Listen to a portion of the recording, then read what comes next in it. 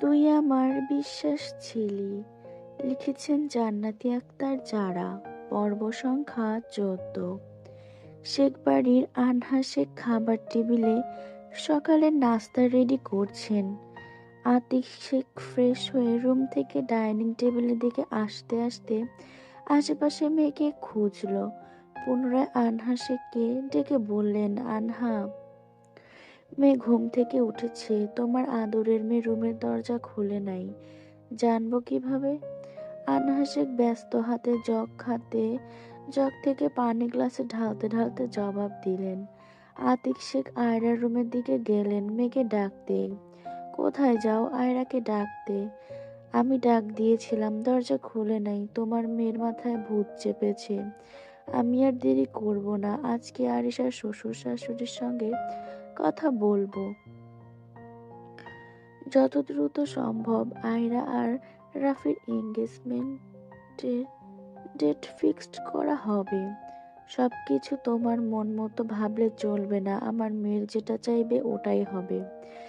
আতিফ শেখ আনহা শেখের বিপরীতে গিয়ে আয়রাকে ডাকতে পুনরায় পা বাড়াতে আনহা শেখের কথায় দাঁড়িয়ে গেল। হ্যাঁ, তোমার মেয়ের মন যেটা চাইছে ওটাই করে বেড়াচ্ছে। পড়াশোনা বাদ দিয়ে তার মন চায় উপন্যাস পড়তে, আনাসের পিছু পিছু ঘুরতে। মন চাইলে রুমের দরজা বন্ধ করবে, পুরো দিন একা একা থাকবে। এতদিন সবকিছু নিজের মন মতন করে আসছে। এত কিছুর জন্য দায়ী তুমি। সবকিছু জেনে বুঝে মেয়েকে শাসন করো না। আয়না শেখের কথায় আতিফ শেখ তাচ্ছিল্য স্বরূপ হাসলেন। শাসন? কিসের শাসন? আমার মেয়ে তো কোনো অন্যায় করে না। আমার মেয়ে তো মেয়ের পাওয়া আমার মেয়ের মতো মেয়ে পাওয়া ভাগ্যের ব্যাপার। আয়না শেখ স্বামীর কথায় উত্তর করতে পারল না।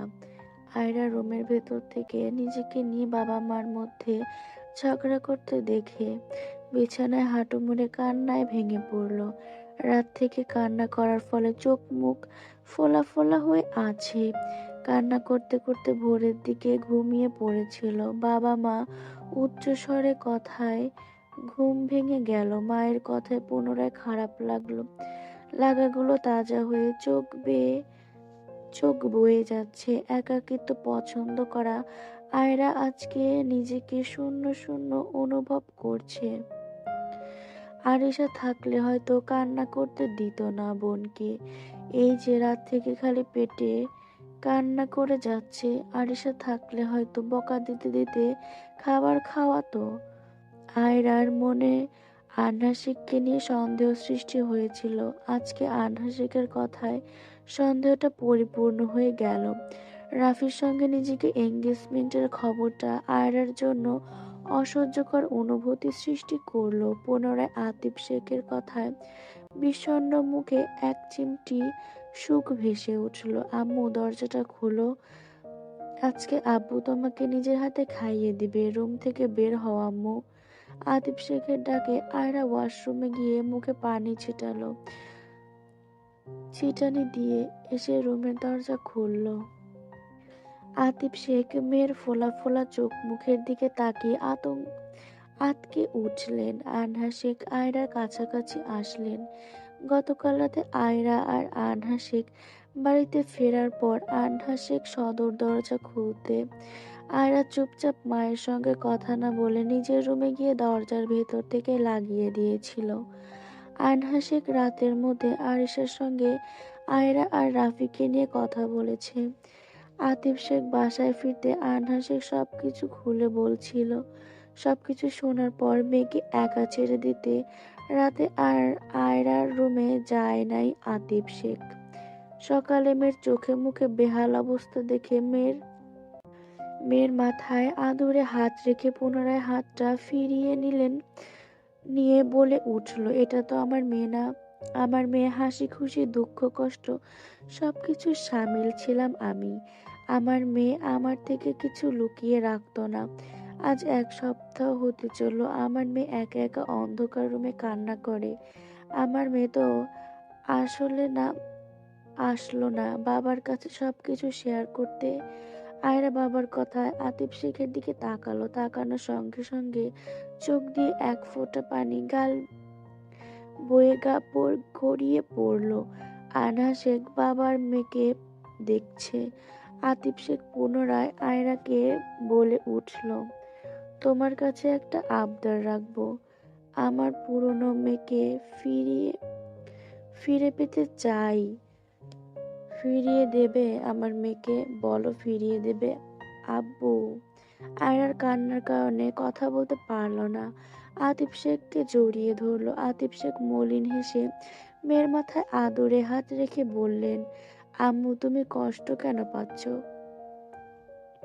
বাবাকে দেখো, বাবা তোমাকে কান্না করতে দেখেও নিজেকে স্ট্রং রেখেছে। ভুল মানুষদের মন থেকে মুছে ফেলো, তোমার অতীত ভুলে যাও, তোমার ভুলগুলো মেনে নাও এবং তোমার জীবন পুনরায় শুরু করো। ইনশাল্লাহ আব্বু, আমি আমার সব কিছু দিয়ে চেষ্টা করব। আয়রা ভাঙা গলায় কথাগুলো শুনে মুচকি হাসলেন আতিফ শেখ। আয়রাকে নিয়ে খাবার টেবিলে গিয়ে চেয়ার টেনে আয়রাকে বসালো। পুনরায় আতিফ শেখ ভাত মেখে নিজের হাতে মেখে খাওয়াচ্ছেন আর গল্প বলে হাসানোর চেষ্টা করছেন। আনহা শেখ খাবার টেবিলের এক সাইডে দাঁড়িয়ে বাবা মেয়ের ভালোবাসা মুগ্ধ চোখে দেখছেন। পুরো তালুকদার বাড়ি রেডি হয়েছে আনিশার শ্বশুর বাড়ি যাওয়ার উদ্দেশ্যে, শুধু আনাস বাদে। আরাজ রেডি হয়ে ড্রয়িং রুমে আসতে আনাসকে সদর দরজা দিয়ে মলিন মুখে ঢুকতে দেখলো। আনাস চুপচাপ নিজের রুমে যেতে লাগলো। আরাত মাঝপথে ভাইয়ের মনোভাব পরীক্ষা করতে বলল, ভাইয়া আমরা খুব দ্রুত আরেকটা বিয়ে খেতে পারবো। আয়রা আপু আর রাফি ভাইয়ের সামনে এঙ্গেজমেন্ট। আনাস থমকে দাঁড়ালো। কথাটা কানে পড়া মাত্র মেজাজ খিটখিটে হয়ে উঠল। বুড়ি, সবসময় ফাজলামো ভালো লাগে না। যা গাড়িতে যায়, সবাই তোর জন্য ওয়েট করছে। ভাইয়া আমি মজা করছি না। ফুপি বড় মার সঙ্গে ফোনে বলছিল রাফি ভাইয়া আয়রা আপুকে পছন্দ করে। আয়রা আপুকে রাজি করতে আরিশা আপু শ্বশুর শাশুড়ি সব দায়িত্ব আরিশা আপুকে দিয়েছে। আনাজ সিঁড়ি দিয়ে উপরে উঠতে উঠতে সব কথা শুনতে পেল। আরাত আনাসকে উত্তর করতে না দেখে মুখ বাঁকিয়ে বাড়ি থেকে বের হয়ে গেল। আনাস পুরো রুম জুড়ে কথাগুলো ভাবতে ভাবতে হাঁটাহাঁটি করছে। আনাস বুঝতে পারল না আনাসের ওপর জেদ করে রাফির সঙ্গে এঙ্গেজমেন্ট করে রাখতে চাইছে। আনাস এখনো নিজের অনুভূতি বুঝতে পারছে না। বিকাল গড়িয়ে সন্ধ্যা হতে চলল। আনাস ভেবে পেল না কার কাছে যাবে, কার সঙ্গে মনের অনুভূতিগুলো শেয়ার করবে, কে আনাসকে বুঝবে। রুমের এ মাথা ও মাথা হাঁটতে হাঁটতে হঠাৎ তাকবীরের কথা মনে পড়ে গেল। লন্ডন একটা শহর যেখানে প্রকৃতি আর বাড়ির সংমিশ্রণে গড়ে উঠেছে এক অনন্য সৌন্দর্য। রাতের শহর অনন্য সৌন্দর্য। শহরের আলোয় আলোকিত রাস্তা, টেমস রিভারের ধারে বসে থাকা বাড়িগুলো আলো আর বড় বড় ভবনগুলো আলোকিত চেহারা, সব মিলিয়ে লন্ডন রাতে এক মায়াবী শহরে পরিণত হয়। লন্ডনের এক কোণে ছোট্ট একটা বাড়ি। বাড়িটার নাম রিভার ভিউ। তাকবীর কফি খেতে খেতে জানালার পাশে দাঁড়িয়ে উপভোগ করছে টেমস রিভারের শান্ত জলধারা। তাকবীর গম্ভীর মুখে কফির মুখে তুলতে যাবে, বিছানার ওপরে ফোনটা শব্দ করে বেজে উঠল। তাকবীর জানালা থেকে চোখ সরিয়ে ধীর পায়ে রুমে এসে ফোনটা হাতে তুলল। ফোনের স্ক্রিনে আনাসের নামটা ঝলঝল করে ভাসছে। তাকবীর ফোনটা রিসিভ করতে ফোনের ওপাশ থেকে আনাসের অস্থিরতার কণ্ঠ শোনা গেল, ভাইয়া হেল্প মি, আমি আমার অনুভূতি বুঝতে অক্ষম। এর মধ্যে ফুপি আয়রার এঙ্গেজমেন্ট ডেট ফিক্সড করতে চাইছে। তুমি ফুপিকে বোঝাও, আমাকে সময় দিতে বলো ভাইয়া। Cool down Anas, tell me everything. ভাইয়া কেন আমি শান্তি পাচ্ছি না? কেন আমার বুকের ভেতর হাহাকার করছে? ইরার পরিবর্তন দেখে আমি অবাক হয়েছি ভাইয়া। এতদিন ওর পাগলামোগুলো বিরক্ত ভাবতাম, যখন পাগলামো বন্ধ করলো তখন থেকে আমার মধ্যে আমি ওকে নিয়ে নতুন নতুন অনুভূতি সামিল হতে লাগলাম। জানি না চোখে প্রচুর ঘুম থাকা সত্ত্বেও কোনো এক অজানা ব্যথা আমাকে ঘুমাতে দিচ্ছে না ভাইয়া। ওকে ওকে শান্ত হ। তুই আয়রার প্রতি কি কি অনুভব করছিস? ভাইয়া ইরা যখন প্রথমবার জড়িয়ে ধরলো, আমার হৃদয় স্পন্দন কেঁপে উঠেছিল। সেই কাঁপুনি আজীবন আমার মনে থাকবে। আমার মনে আছে সেদিন আমার সারা শরীর নিস্তব্ধ হয়ে গিয়েছিল, যেন শ্বাস বন্ধ হয়ে স্পন্দন থেমে গিয়েছিল। আমি নিজেকে সামলাতে পারিনি ভাইয়া। আমি ভুল করেছি ভাইয়া, ভুল করেছি। এখনো সময় আছে, ভালোবাসা হারাতে দিস না। তুমি কেন ভালোবাসা থেকে দূরে পালাচ্ছ ভাইয়া? তাকবীরের দু চোখ জানালায়, রাতের শান্ত জলধারাতে বন্দি। তাকবীর ক্লান্ত মুখে রয়ে শুয়ে উত্তর করলো, সে আমাকে ভালোবাসে না তাই। আমি কি ইরাকে ভালোবেসে ফেলেছি ভাইয়া? তাকবীর গম্ভীর গলায় ছোট করে বলল, হুম। তাকবীর কলটা কেটে দিয়ে জানালা থেকে চোখ ফিরিয়ে নিল। পার্সোনাল ফোনটা হাতে নিয়ে গ্যালারিতে ঢুকলো। পুরো গ্যালারি জুড়ে শুধু একজনের ফটো। আরাত সাদা লেহেঙ্গা পরিহিত, লেহেঙ্গার আঁচল মাথায় দিয়ে স্টেজে হাসি মুখে বসা।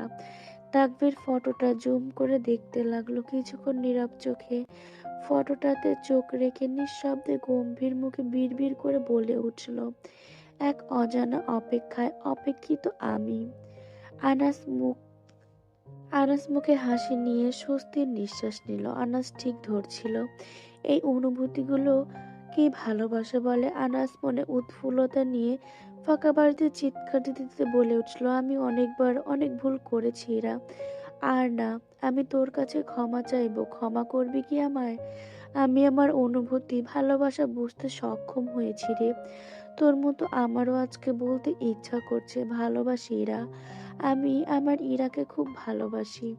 আনা চিৎকার করে কথাগুলো বলে শান্ত হয়ে গেল। হঠাৎ অভিমান জমে গেল। কি আশ্চর্য তাই না? মানুষটাকে নিজের ভালোবাসা ভাবতেই তার প্রতি অধিকার বোধ হতে লাগলো। খুব সহজে অভিমান জমে গেল। আয়রা হয়তো ভালোবাসে বলে অভিমান থেকে দূরে সরে গেছে। আনাস কিছুক্ষণ নীরবতা পালন করলো, পুনরায় অভিযোগের সুরে বলে উঠল, অন্ধকারে চাঁদের আলোয় সৌন্দর্য সবার চোখে পড়ে, শুধু চোখে পড়ে না চাঁদকে, আলো দেওয়ার পেছনে সূর্যটাকে। আমি হয়তো সেই সূর্য। আমার চোখে তুই শুধু অবহেলা দেখলি, ভালোবাসা খুঁজলি না।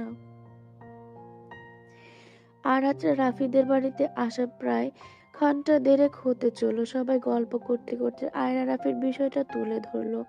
আতিফ শেখ চুপচাপ বসে আছেন, তার মুখে কথা নেই। আনহা শেখ আরিশা শ্বশুর শাশুড়ির সঙ্গে কথা বলে ঠিক করলেন আর এক সপ্তাহ পর দুজনের এঙ্গেজমেন্ট করে রাখবে। এই এক সপ্তাহ রাফি আর আয়রা দুজন একসঙ্গে ঘুরবে ফিরবে, নিজেদের চিনবে। শুধু এঙ্গেজমেন্ট করে রাখা হবে। রাফি, আরশ, মাহির তিনজন সায়েন্স নিয়ে পড়াশোনা করছে।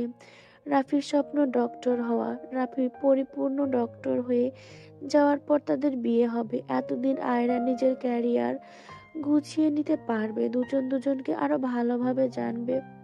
আহাদ তালুকদার বোনের সঙ্গে একমত। ভাগ্নের ভবিষ্যৎ নিয়ে এত তাড়াহুড়া দেখে আদনান তালুকদার বোনের প্রতি অসন্তুষ্ট হতে পারল না। রাফি বড়দের সমালোচনা থেকে আরাত আর আহিনকে সঙ্গে নিয়ে গার্ডেনে ঘুরতে এলো। আহিন বাড়ির আশেপাশে দেখতে লাগলো। আরাত রাফি দুজন পাশাপাশি হাঁটতে হাঁটতে রাফি বলে উঠল, আনাসের মনোভাব কেমন? আগের মতো কোনো রেসপন্স নেই ও। দুজন কিছুক্ষণ নীরবতা পালন করার পর আরাত রাফিকে বলল, ভাইয়া আপনি আপুর বেশি বেশি করে খেয়াল রাখেন, আপনার যত্ন কেয়ার দিয়ে আয়রা আপুর মন থেকে আনাস ভাইকে বের করেন। তুমি তোমার ভাইয়ের সাপোর্ট না দিয়ে আমার কথা ভাবছো কেন? ভুল বললেন ভাইয়া, এখানে নিজ পরের কথা না। আমি শুধু চাই আয়রা আপু ভালো থাকবে। ইনশাল্লাহ, কথা দিলাম আমি চেষ্টা করব তোমার বোনকে আমার সর্বোচ্চ দিয়ে সুখী করতে।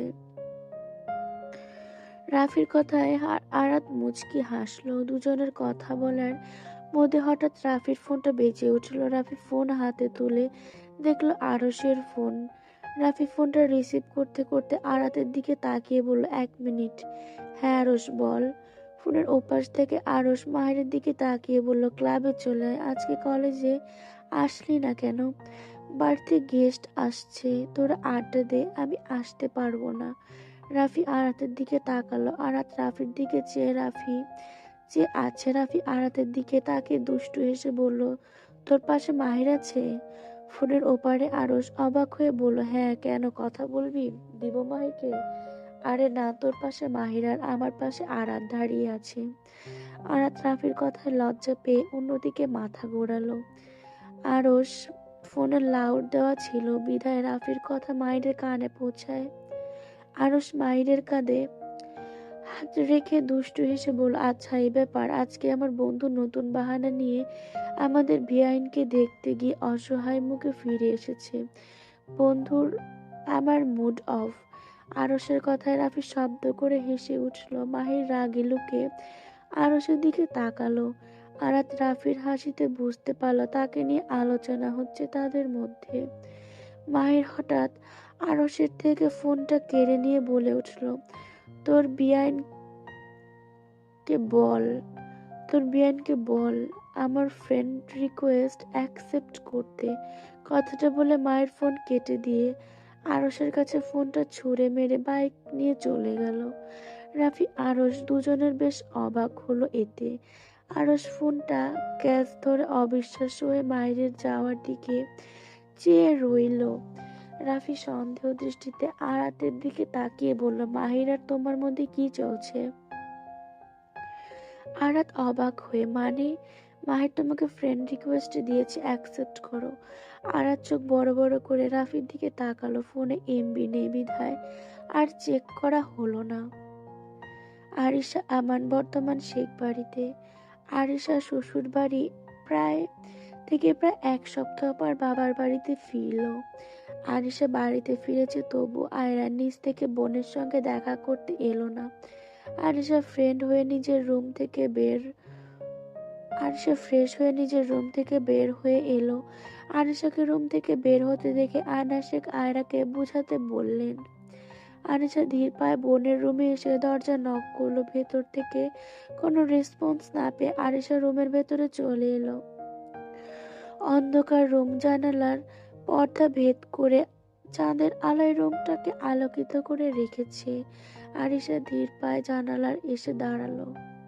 আয়রা বোনের উপস্থিতি বুঝতে পেরে ফাঁকা চোখে জানালার দিকে তাকিয়ে ভাঙা গলায় বলল, প্লিজ আপু, একা থাকতে দে। 1 সপ্তাহ পর আসলাম, কতদিন পর দেখা। বোনের সঙ্গে কথা বলবি না? আয়রা হঠাৎ মেঝে থেকে উঠে আরিশাকে জড়িয়ে ধরলো। আরিশা মুচকি হেসে বোনকে নিজের সঙ্গে জড়িয়ে নিল। আই মিস ইউ আপু, তোকে ছাড় বাড়িটা খালি খালি লাগে রে। আমার হাসি খুশি জীবনটা নিমেষে এলোমেলো হয়ে গেল আপু। আরিশা আয়রার মাথায় হাত বুলিয়ে দিতে দিতে বলল, কিছুই এলোমেলো হয়ে যায় না বুঝলি। জীবনে এমন সময় আসে জীবনটা গুছিয়ে নেওয়ার জন্য। সবকিছু বলার পরও যদি কেউ জেনে বোঝে না বোঝে, তাহলে সেখান থেকে চুপচাপ উঠে আসা ভালো। আমি তো আম্মুর মেয়ে, তাই না? কিন্তু দেখ, আম্মু আমাকে বুঝলো না, আম্মু আমাকে সময় দিল না। আমি নিজেকে গুছিয়ে নেওয়ার আগে আম্মু আমাকে পুরো জীবন গুছিয়ে নিতে বলছে। আমি নিজেকে গুছিয়ে নিতে পারছি না, অন্যকে নিজের জীবনের সঙ্গে গোছাবো কি করে আপু? জানিস আপু, ঘৃণা হচ্ছে নিজের ওপর। আমার সাথে যা হচ্ছে সেটা দায়ী আমি নিজেই। আয়রা ভাঙা ভাঙা কথায় আরিশা বোনকে নিজের থেকে ছাড়িয়ে নিয়ে মুখোমুখি করে বলল, সময় যেমন কারো জন্য থেমে থাকে না, জীবনটাও কারো জন্য থেমে থাকে না, কিন্তু মায়াটা কারো জন্য থেমে থাকে। শুধু একজনের মায়া থেকে বাঁচতে আরেকজনকে আগলে নিতে হয়। আমি পারবো না আপু, নিজেকে ভালো রাখার জন্য তোকে পারতেই হবে বোন। আয়রা বোনের দিকে অসহায় মুখে তাকিয়ে রইল। আরিশা আরো এটা ওটা বুঝাতে লাগলো আয়রাকে। আর রাত রাফিদের বাড়ি থেকে এসে সোজা ওয়াশরুমে চলল পরনের পোশাক চেঞ্জ করতে। প্রায় 15 মিনিট সময় নিয়ে ওয়াশরুম থেকে বের হয়ে এলো। গুনগুন করতে করতে জামা কাপড়গুলো বেলকনি দড়িতে ঝুলিয়ে দিয়ে এসে আয়নার সামনে দাঁড়ালো। গুনগুন করতে করতে আয়নার সামনে হাতের চিরুনি দিয়ে মাথার চুলগুলো বেনি করতে লাগলো। হঠাৎ চিরুনি নিয়ে মাথার চুলগুলো বেনি করতে লাগলো। হঠাৎ মায়ের কথা মনে পড়তেই চিরুনি তাড়াহুড়ায় রেখে দিয়ে বিছানার সামনে এসে ফোনটা হাতে তুলে নিল। ফেসবুকে ঢুকতেই চোখে পড়ল মেহরাব ইসলাম বাহির আইডি থেকে ফ্রেন্ড রিকোয়েস্ট। আরাত খুশিতে এলোমেলো ভাবে নাচতে শুরু করলো। ধ্যাত! আরাত নাচতে নাচতে পাগলামিতে নিজের মাথায় ঘাটটা মারলো। পুনরায় বিছানায় উঠে কম্বল টেনে শরীরে জড়িয়ে নিল। আরাত মাহিরের ফেসবুক আইডি দেখতে লাগলো। এটা পার্সোনাল ফেসবুক আইডি, ফ্রেন্ড লিস্টে শুধু কয়েকজন, হয়তো মাহিরের ফ্রেন্ড সার্কেল হবে। আরাত মাহিরের আইডি দেখতে দেখতে মাহিরের ফেসবুক পেজের লিংক চোখে পড়লো। ফেসবুক পেজের মধ্যে ঢুকতেই চোখে পড়লো 1 মিলিয়নের ওপর ফলোয়ার, ভার্সিটি নানা রকম পিক, বন্ধু বান্ধবকে নিয়ে ঘোরাঘুরির ভিডিও, হাজার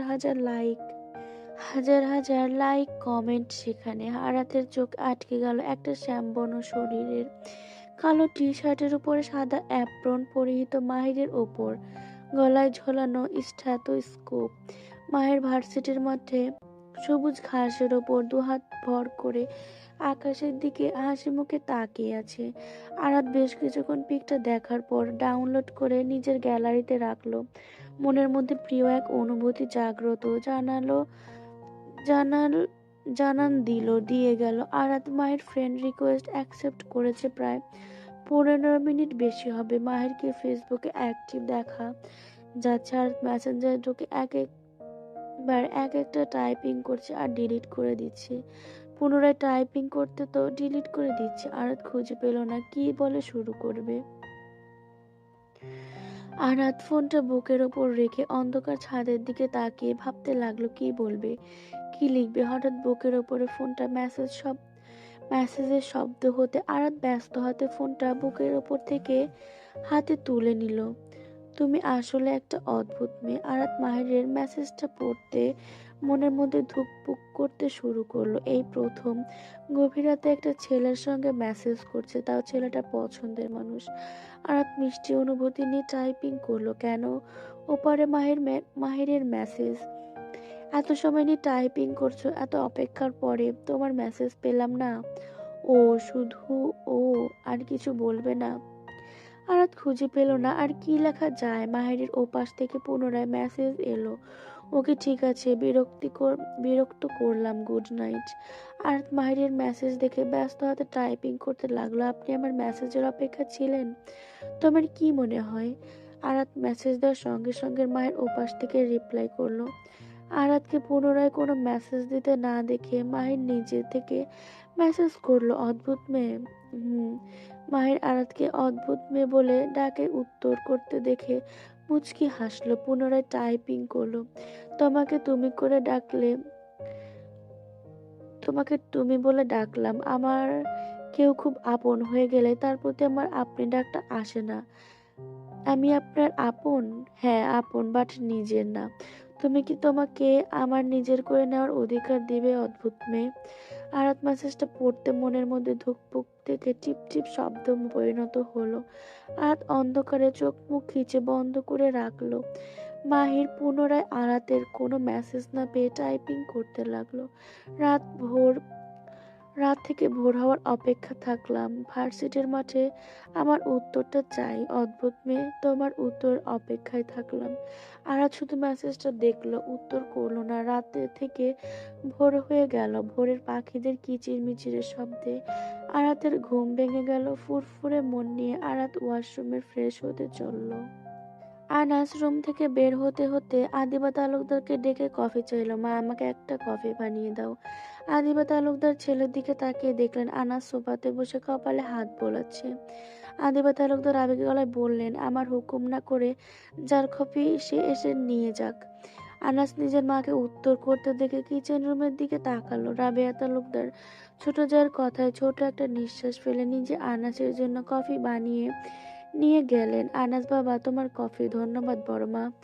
আনাস রাবেয়া তালুকদারকে কফি দিতে দেখে হাসি মুখে ধন্যবাদ জানালো। রাবেয়া তালুকদার পুনরায় কিচেন রুমের দিকে চলে গেলেন। আনাস কফি খাওয়ার মধ্যে হঠাৎ ফোনটা শব্দ করে বেজে উঠল। আনাস ফোনটা রিসিভ করতে ফোনের ওপাশ থেকে আশিক বলে উঠল, দোস্ত আমি শুনলাম তুই সালমান খান থেকে ভাপ্পারাজ হয়ে গেছিস। আনাস বিরক্তি মুখে বলল, তুই কই এখন? আমি পাহাড়ের সৌন্দর্য দু চোখ ভরে অনুভব করছি। দিস ইজ ফিলিংস দোস্ত। আনাস আশিকের চিৎকারে মুখে চ জাতীয় শব্দ করে ফোনটা কান থেকে দূরে সরালো। আশিকের চিৎকার বলে দিচ্ছে আশিক কোনো পাহাড়ের চূড়ায় দাঁড়িয়ে কথা বলছে। আনাস ফোনটা পুনরায় কানে তুলে বলল, আমার ওপর ভরসা রাখ আর ওখান থেকে লাফ দিয়ে মৃত্যুর ফিলিংস এনজয় কর। লা হাওলা ওয়ালা কুওয়াতা ইল্লা বিল্লাহ। বন্ধু নামে শত্রু তুই, আমি এখান থেকে মৃত্যুর ফিলিংস নিতে যাব আর তুই আমার ভবিষ্যৎ বউয়ের পিছু লাগবি? তোর প্রতি আমার কোনো ভরসা নেই দোস্ত। ভরসা কেন, তোর প্রতি আমার বিশ্বাসটা কাজ করে না এখন। তুই শালা সালমান থেকে বাপ্পারাজ হয়ে গেছিস, কখন জানি বাপ্পারাজ থেকে সাকিব খান হয়ে যাস, আল্লাহ মালুম।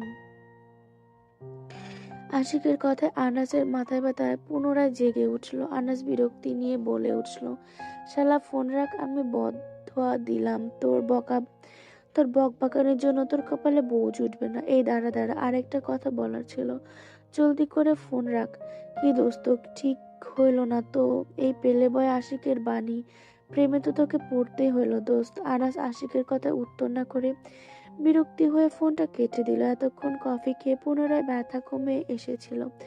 আশিকের কথায় পুনরায় বেড়ে গেল মাথা ব্যথা। আনাস মাথা তুলে আরাতকে কলেজের জন্য রেডি হয়ে নিজের পাশে বসতে দেখে বলল, কলেজ যাচ্ছিস? বিছানার ওপরে ওয়ালেট রাখা, 1000-এর বেশি নিবি না বলে দিলাম। ওকে 1500-র নিচে নিব না। বেশি, মাথাটা এদিক করো, কপালে মলম লাগিয়ে দেই। দেখি মাথাটা এদিক করো, মলম লাগিয়ে দেই। আনাস বোনের কথায় বিরক্তি হয়ে বলল, 1000-এর বেশি নিলে কাল থেকে তোর টাকা নেওয়া বন্ধ। তুমি আর একটা কথা বললে 1500 থেকে 2000 নিয়ে নেব। আরাত আনাসের মাথা নিজের দিকে এগিয়ে দিয়ে কপালে মলম লাগিয়ে দিতে দিতে বলল কথাটা। আনাস বোনের কথায় মুচকি হাসলো শুধু। পুনরায় আরাতকে বলল, বুড়ি বল, আমাকে ইরার সঙ্গে আলাদাভাবে দেখা করিয়ে দিবি? তোকে আমি 5000 নগদ দিয়ে দিব। প্রতিদিন কলেজে যাওয়ার সময় আমার ওয়ালেট থেকে তোর মনের মতো টাকা নিয়ে নিবি। আমি কিছু বলবো না, প্রমিস। আরাত আনাসের কপালে মলম লাগানো বন্ধ করে অবাক চোখে আনাসকে দেখতে লাগলো। আনাস চোখ তুলে বোনের দিকে চাইলো। আয়রা আপু রাজি হবে না। হ্যাঁ আমি জানি এরা রাজি হবে না। তুই ওর সঙ্গে লাইব্রেরিতে যাবি বলে জেদ ধরবি, দেখবি ও রাজি হয়ে যাবে। আমি লাইব্রেরিতে তোদের জন্য ওয়েট করব। কেন, আপুর সঙ্গে দেখা করতে চাইছো? আনাস বোনের কথায় খুশি হয়ে আরাতের হাত ধরে হাসি মুখে বলল, বুড়ি আমি আমার অনুভূতি বুঝতে পেরেছি। আমি ওকে ভালোবেসে ফেলেছি। I love Ira. আমি ওর সঙ্গে কথা বলে সব ঠিক করে নিব। আমি ওর কাছে ক্ষমা চাইবো, ও আমাকে মাফ করে দিবে বল। আরাত আনাসের হাসি মুখের দিকে তাকে মলিন হেসে মুখ ব্যঙ্গ করে বলে উঠল, কারো মন ভাঙার পরে তার কাছে মাপ চাওয়া আর তার প্রতি ভরসা রাখা সে আবার আগের মতো হয়ে যাবে, কোনো লাভ নেই ভাইয়া। কবর যতই সুন্দর করে সাজাও না কেন, মানুষ আর বেঁচে উঠবে না। আরাত মলমটা হাতে নিয়ে সিঁড়ির দিকে নিজের রুমের উদ্দেশ্যে চলে গেল। আনাস বোনের যাওয়ার দিকে অসহায় মুখে তাকিয়ে রইল শুধু।